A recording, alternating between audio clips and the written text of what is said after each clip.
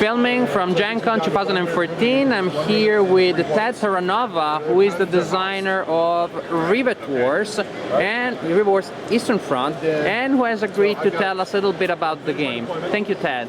Sure. So Rivet Wars is based on the idea of having resources given to you each turn, and then you spend those resources on your units. You deploy those units, depending on the scenario, somewhere along the board, and then you take those units, attack, move, and then your opponent goes. So he does deployment based on how many resources he has. He does attack, move, and you go back and forth and counter each other. The stats are laid out on cards, so you have the cost, how much deployment each guy costs, his movement, the armor type, and how much health the unit has, and then the range, any special abilities the unit might have, and then the attack. And so the attack is done by figuring out the armor type of the unit you're attacking, and then this chart down here tells you how many dice, how many d6 dice you roll against the enemy unit. And if you get a 5 or 6 on any of those dice or all of them, you get one attack. So hits are on 5 or 6? 5 or 6, right, on a d6. You can see the board here.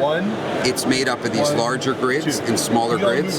So when you do deployment, if I spend my deployment points, say, on some infantry and some mono wheels, I would put them in the designated deployment zone. And then when it came to movement, movement is done using the large squares, which are called the grids.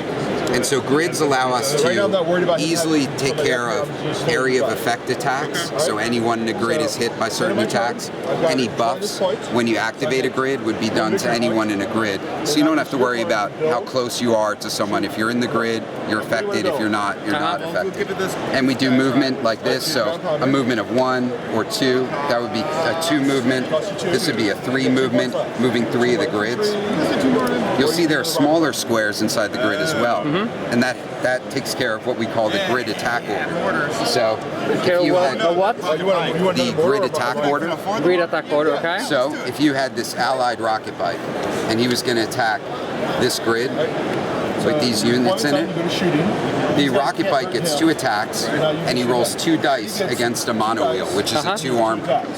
But if you set up your grid this way, he has to first attack this unit, which according to the grid attack order is number 1. He always has to attack that unit. That unit he only rolls a 1 die against.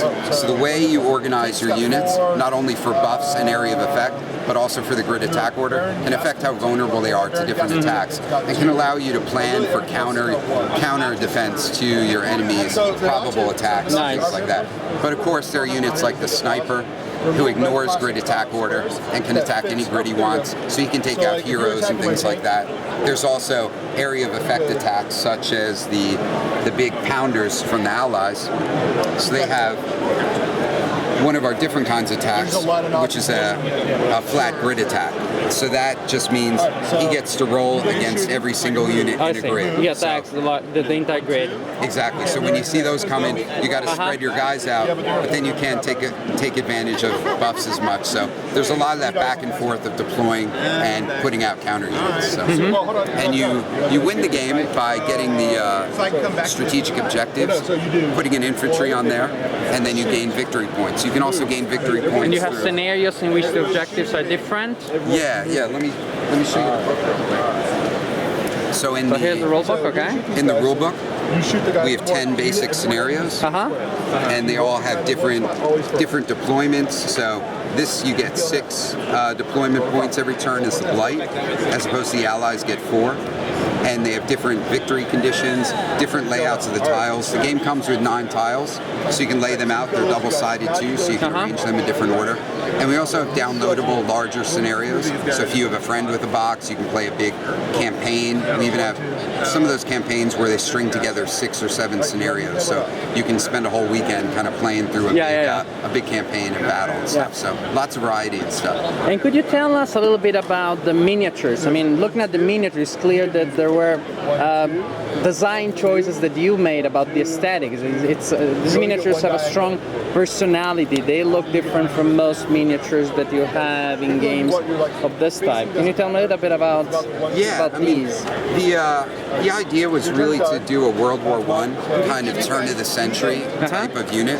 So trying to show some of the mechanisms, like in this larger mono wheel, showing how there's like the gears that do the counterbalancing, so his seat is always level. The kind of idea that the cannon is hanging off the other side to kind of counterbalance him. And also with like this comes in the core box, thinking about how the actual stuff works. So getting that sort of turn of the century industrial World War I look, where you see the rivets, you can kind of see the form following the function that like you late can see how it works. steampunk Exactly. kind of, So we kind of go almost into World War II, where we also combine that with the ball gunner from almost a World War II kind of plane.